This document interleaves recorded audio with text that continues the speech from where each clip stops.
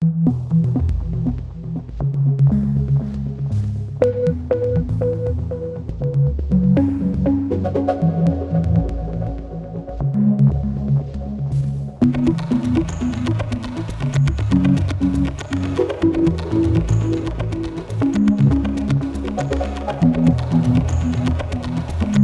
दिन महाराष्ट्र के मुख्यमंत्री देवेंद्र फडणवीस ने बजट पेश किया है। इसको लेकर भी हमारे साथ बातचीत करने के लिए मौजूद हैं विधायक अतुल भातखलकर जी। अतुल भातखलकर जी, मुझे बताइए, कल जो है बजट पेश किया गया। आमतौर पर ये बजट वित्त मंत्री पेश करते हैं, अजित पवार नहीं रहे हैं, तो क्या अजित पवार जी की कमी खली है सभी को कल?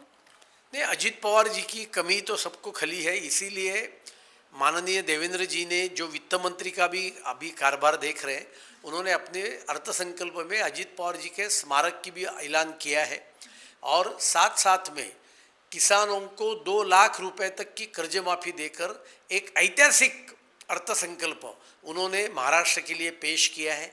जिस अर्थसंकल्प में महाराष्ट्र के पायाभूत सुविधा इंफ्रास्ट्रक्चर को बढ़ावा देने का काम किया है, समाज का जो अंतिम कड़ी का वर्ग है उसको भी मदद करने का काम भी इस बजट के माध्यम से हुआ है। सर, ये बजट जब पेश किया गया तो विपक्ष की नेता यानी उद्धव ठाकरे जी कह रहे थे कि ये जो बजट है ये कुछ नई चिंगारी फैलाकर कुछ ऐसा वाला बजट है और इसमें महाराष्ट्र की जनता को कुछ भी लाभ नहीं है, सिवाय सरकार को इसमें लाभ है। ये तीखा निशाना उन्होंने साधा।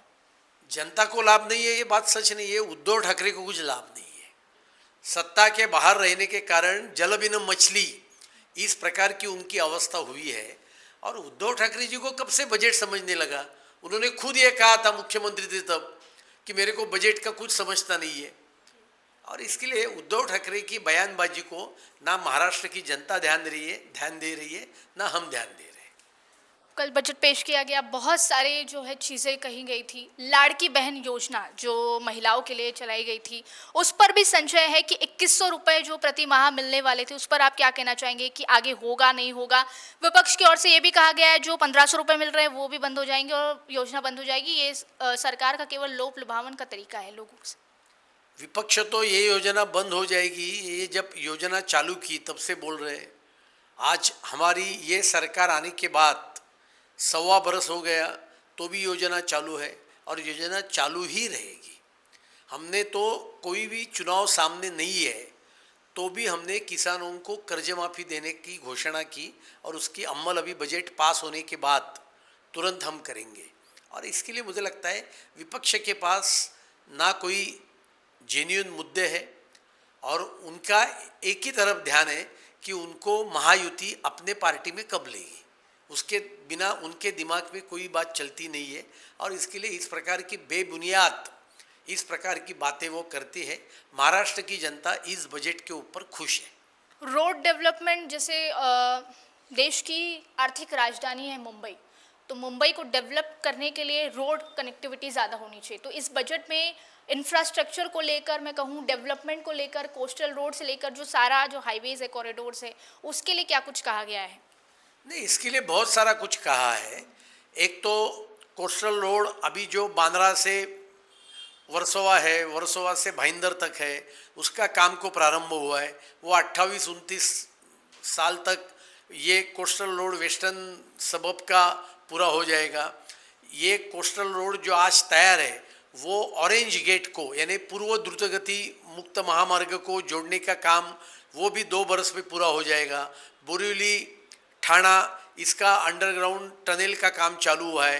गोरेगांव मुलुंड लिंक रोड आने वाले 1 बरस में पूरा हो जाएगा, उसका भी टनल के काम को प्रारंभ हुआ है। और इसके लिए मुझे लगता है कि मुंबई वासियों को इस बात की पूरी जानकारी है, उस बात का वो अनुभव कर रहे हैं कि मेट्रो से लेकर मुंबई शहर के इंफ्रास्ट्रक्चर के सभी प्रोजेक्ट किसी ने मुंबई शहर में चालू किए और वो पूरे किए तो वो सिर्फ और सिर्फ माननीय नरेंद्र मोदी जी ने और माननीय देवेंद्र जी ने पूरे किए। और इसके लिए मुंबई कर जनता को ये बात की पूरी गारंटी है कि ये मोदी जी की गारंटी है तो ये 100% पूरी होकर रहेगी।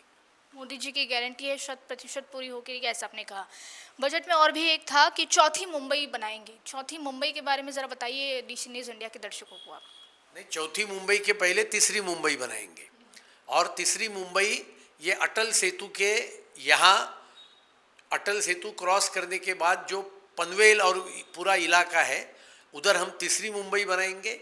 चौथी मुंबई वाढ़वण पालघर जिला में बनाएंगे, जिस वाढ़वण के पोर्ट को माननीय मोदी जी ने महाराष्ट्र को गिफ्ट किया है। 76,000 करोड़ का ये पोर्ट होगा और उसमें का 50% पैसा ये केंद्र सरकार उस पोर्ट में लाएगा।